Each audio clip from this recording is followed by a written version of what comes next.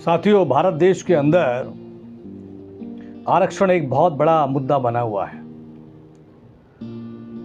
और भारत के अंदर में 85% जो जनसंख्या है उनको मात्र 49.5% आरक्षण जो है दिया गया है, वो भी अभी तक पूरी तरीके से भरपाई नहीं है। और 50% से ज़्यादा स्वर्ण समाज को आरक्षण मिलने के बावजूद भी स्वर्ण समाज को दलित और आदिवासी और पिछड़ों के आरक्षण में उनको तकलीफ होती है। ये बिल्कुल ऐसा है जैसे कि दूसरे की प्लेट में घी ज़्यादा नज़र आता है। पिछले 3000 साल से ब्राह्मण और क्षत्रियों को आरक्षण मिलता रहा है। 100% आरक्षण स्वर्णों को मिला है। 70 साल से आरक्षण दे रहे हो, कब तक दोगे? कितना आरक्षण? 50%। कितने लोगों को? तो इसका मोटा मोटा उत्तर यह है कि भारत में SC, ST, OBC, महिला, विकलांग इन सबको मिला ले तो जनसंख्या बनती है 90%। 90% आबादी को 49.5% आरक्षण 70 साल से हम दे रहे हैं और इस बात से बहुत लोगों के पेट में खलबली मची हुई है। ठीक है, मत सकते, खास बात नहीं। दूसरी तरफ का तर्क, दलित विमर्श का तर्क ये है कि भाई ये बताओ, यही कारण था कि कर्ण इतना बड़ा धनुर्धारी होने के बावजूद भी कर्ण को वो सम्मान नहीं मिला जो उसको एक शूरवीर योद्धा का सम्मान मिलना चाहिए था। अगर ब्राह्मण और क्षत्रियों का 100% आरक्षण अगर ना होता तो एकलव्य का अंगूठा नहीं कटवाया जाता। आज देश आजाद होने के बाद में भी आज सुप्रीम कोर्ट के अंदर में कॉलेजियम के नाम पर स्वर्णों का आरक्षण है और अभी पिछले दिनों पर 3.5% के आसपास ब्राह्मण होने के बावजूद उनको 10% आरक्षण उनको दिया गया और उसके बावजूद भी आज ब्राह्मण और क्षत्रिय ये कहते हैं कि दलितों और आदिवासियों का जो आरक्षण है वो आरक्षण ठीक नहीं है। योग्यता के अनुसार आरक्षण मिलना चाहिए। और अभी तो जितनी भी सिविल सर्विसेज हैं उन सिविल सर्विसेज के अंदर में दलित, आदिवासी और पिछड़े वर्ग के लोग चाहे कितने भी ज़्यादा मार्क्स लेके आए, कितने भी अच्छे मार्क्स लेके जाएं, लेकिन फिर भी उसके बावजूद भी उन्हें इंटरव्यू के अंदर में फेल कर दिया जाता है, उनको कम मार्क्स दिए जाते हैं। तो क्या ये आरक्षण नहीं है? लोग ये कहते हैं कि बाबा साहब देश आज़ाद होने के समय पर आरक्षण की लड़ाई लड़ रहे थे। नहीं, बाबा साहब आरक्षण की लड़ाई तो लड़ ही नहीं रहे थे। बाबा साहब पृथक निर्वाचन क्षेत्र की बात कर रहे थे। पहले तो बाबा साहब वोट के अधिकार के लिए लड़ रहे थे। वोट के अधिकार के लिए गांधीयन टीम ने जो क्राइटेरिया बनाया था वो क्राइटेरिया इतना सख्त था कि उसके अनुसार तो दलित और आदिवासियों और पिछड़ों को तो वोट का अधिकार ही नहीं मिल पाता। तो बाबा साहब ने उसको आसान बनाया और यही कारण है कि वयस्क मताधिकार जो है वो भारत में शुरू हुआ। उसके साथ साथ बाबा साहब पृथक निर्वाचन क्षेत्र की मांग कर रहे थे। मतलब दलित और आदिवासियों का जो क्षेत्र होगा उस क्षेत्र के अंदर में उनका ही अपना चुना हुआ व्यक्ति होगा और वे ही लोग उसको वोट डालेंगे, इसको कम्युनल अवार्ड कहते हैं।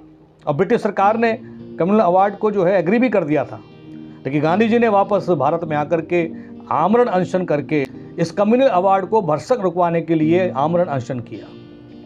और उसके बाद में जब लोगों ने बाबा साहब के ऊपर में काफ़ी प्रेशर दिया, यहाँ तक कि गांधी जी की पत्नी बाबा साहब के पास खुद गांधी जी की जान की भीख मांगने आई, तब बाबा साहब जो है गांधी जी से मिले और गांधी जी से कहा कि बताइए गांधी जी क्या करना है। तो गांधी जी ने कहा ये कम्युनल अवार्ड पृथक निर्वाचन क्षेत्र की बात को आप डिनाई कर दीजिए। तब बाबा साहब ने कहा ठीक है, मैं कम्युनल अवार्ड की मांग नहीं करता हूँ, लेकिन आपको दलित और आदिवासियों के लिए कुछ करना पड़ेगा। तब जाकर वहाँ पर आरक्षण के लिए सहमति हुई और पूना पैक्ट पे हस्ताक्षर हुए। तो बाबा साहब और जिनको आप लोग कहते हो अम्बेडकरवादी या भीम वाले ये आरक्षण से मौज ले रहे हैं। अरे भैया, अभी तक तो आरक्षण मिला ही कहाँ है। और अब तो वैसे भी देश के अंदर में पूरा प्राइवेटाइजेशन कर दिया है, आरक्षण बचा कहाँ है। और कुछ थोड़े बहुत क्षेत्र सरकार के अंदर बचे हैं, सरकारी सेवा में बचे हैं, वहाँ तक पहुँचने ही नहीं दिया जाता है।